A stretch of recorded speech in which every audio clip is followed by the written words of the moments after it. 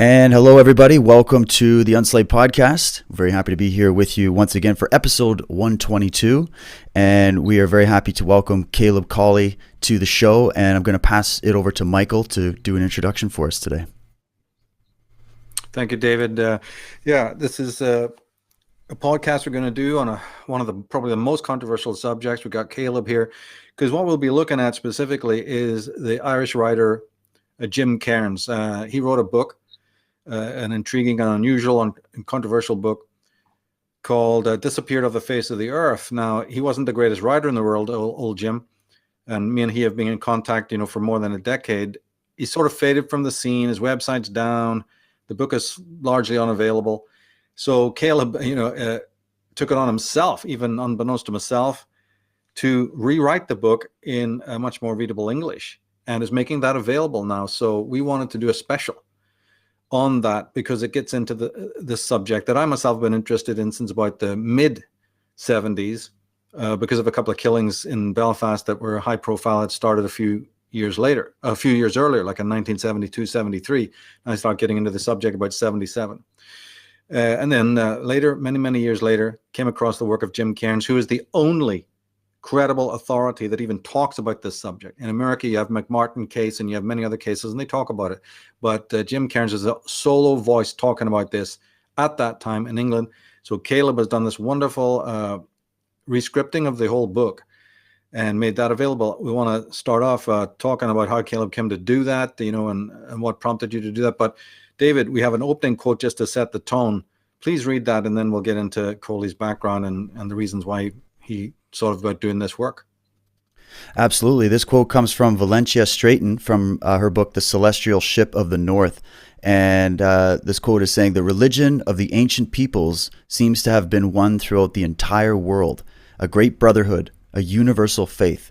Strange has been the impulse of priests and theologians to deviate from the ancient holiness which was so solemn and majestic in primeval days, and to instruct the masses in false doctrines." Yeah, which leads even to further falsity. But Caleb, welcome to Unslaved. I know you've done a couple of other interviews recently on the subject, which we'll link to below. What got you started in this? I didn't even know you knew about Jim Cairns' work. You probably heard about it through me, but tell us the background there. Tell us the story of how you even got started and what prompted you to rescript his book. Okay, well, when I was 16 years old, I came across a copy of Transformation of America by Kathy O'Brien. And that is the first time I was made aware of the idea of these satanic cults and their connection to government and all that. And a lot of you have probably heard of that book or even read it. I heard about Jim Cairns' book, Disappeared Off the Face of the Earth, by your program called Age of Manipulation. And what I did was I started getting the books that you listed out there. I got The Ultimate Evil by Maury Terry. I got Disappeared Off the Face of the Earth by Jim Cairns, and many others. And I just developed this interest in the satanic cults and their history. I'd already been quite interested in the symbolism and tracking the symbolism, with the Templars and the Atonists, as you have spoken about. And it just became something I was really interested in. And this satanic cult part of the story sort of brings it all much closer to home, because, as you said, in the Age of Manipulation, they're on a lower level than, say, the royalty and the Knights Templars, are on a higher level. but this really brings it closer to the street level, you know, and that's one of the things that was really fascinating to me. And I started going and just collecting this big collection of books. Um, and something about Jim Cairns' book, for one, before I even bought the book, I just saw it on the screen.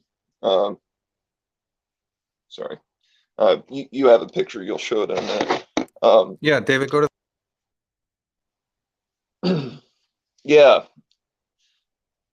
There we go. something about it. Just when you were given that presentation, Age of Manipulation, as soon as I saw it on the screen, I knew that I wanted that book. Um, and by the way, this there's a really interesting story in the book about that. That picture is the famous market slip off of High Street, Kilkenny, and if you read the book, there's a very bizarre story that Jim tells, firsthand account, that takes place right there. Um, and then after I read the book, I even more strongly realized that this was a very special book pertaining to this subject because it's firsthand, it's autobiographical, and it's totally unique. It's not like the other books on the subject. And so I bought this book in around 2013. At that time, Jim Cairns still had his website up, and I never sent him an email or anything. And I just didn't feel like I was ready to contribute anything, so I never reached out to him. And by 2015 or 2016, his website was gone, and he seemed to be out of reach and out of contact. No one had known where he went to. And then last year, I lost my entire book collection. And I realized that I didn't really even care that I lost my book collection, but I did care about this one book right here. And I had to hunt down the last copy that was available on the internet because I just I didn't feel like I could let this book pass out unremembered. And I felt like it was my job to preserve that book. So I hunted down the last copy and started working on typing up the new manuscript. And as you said, Michael, it was very poorly written. And my initial idea was that I was just going to faithfully copy the book exactly as it was, and not change anything, despite the condition it was in. I have been faithful to keep the book as it was written, but I've made a lot of structural corrections, combining paragraphs together, spelling corrections, punctuation, etc. Just cosmetic stuff. I haven't changed anything, edited, removed any content. So this book, as I've replicated it, is the book. That it's the original book. It reads better now because of these just technical corrections that I've made. And yeah, and I just felt like this was a really important story. Here's another thing, though, is that Jim Cairns wasn't really a conspiracy dude, you know, and he never, there's no videos on him of YouTube, so he was never a YouTuber. He was just a person who who did his best to investigate the satanic cults and the witchcraft cults, and he wrote a book about it. And he promoted his book. He sold a lot of copies, and he did work on the side, which involved contacting people who were perhaps victims, and but he wasn't a public figure, so to speak. As I don't even think there's a video of Jim Cairns at all. Like, he's never YouTube or anything. And see, the problem is that you know, Ted Gunderson, Jim Keith, Jim Mars, Eustace Mullins, Bill Cooper, they've all passed on now, but they were on YouTube. You can still go to YouTube and watch videos of them, and they're as a result, they're more remembered. Well, you can go to Google right now and type in memory of Jim Cairns." There's nothing. And I wasn't just about to sit by and let this man be forgotten. So That's right. I would like to at least see a website dedicated to him. And I wanted to make sure that his book would still be available to anyone who wants to read his story. Mm-hmm. Yeah, and Senator John DeCamp, you could also add, if you type in his name, a lot of stuff will come out. So they were taking it for granted that there was a ready and waiting media. Jim Cairns lived very simply both in the north of Ireland and Belfast, in these bizarre suburbs of Belfast, which I myself grew up in. And then when he finally moved to the Republic, he lived in a caravan pretty much without electricity, you know, while he was building his house. And so internet and constant internet use, it's a miracle he even had that missing persons website in the first place.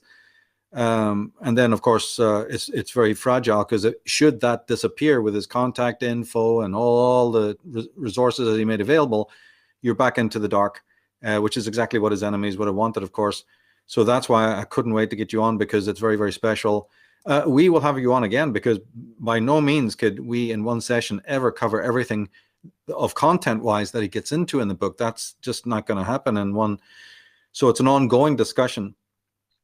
This book was not a bestseller in any sense that we would associate with other books. It didn't inspire any big movies, you know. And also, again, the content, you know, like Eyes Wide Shut or whatever. And again, the content is so out there that I think there's cognitive dissonance in people trying to work just to accept that in the country of Ireland such things could be happening.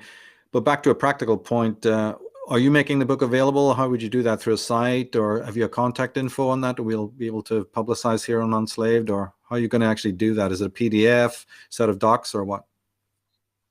It's available on Amazon Kindle, and I do kind of want to make it available as paperback again. But that's up in the air at the moment. I'm not sure how much of a demand there is for a paperback version. So at the moment, I've made it available on Kindle. Yeah, that's quite an perfectly good for expensive. now. Yeah, it's an expensive process too to do it that way. Right, it is indeed. Yeah, and for all the feedback it's going to get, yeah, there may be other ways, you know, like continue to do interviews about it. It gets it out more virally, I think. But the thing for me is I can't even remember when I came across the book, and I did email and we chatted endlessly. But I live in America, so otherwise I'd have been down within half an hour to actually meet him and talk, and down in Kilkenny, but that never happened. Oh, really? So yeah, I was wondering if so when you did your female Illuminati presentation, that was his website may have still been up at that point. I didn't know if you had been able to swing by and see him at that time. You were in Ireland, right? Yeah, David came over. We did that as a live stream, but I contacted him and there was no response.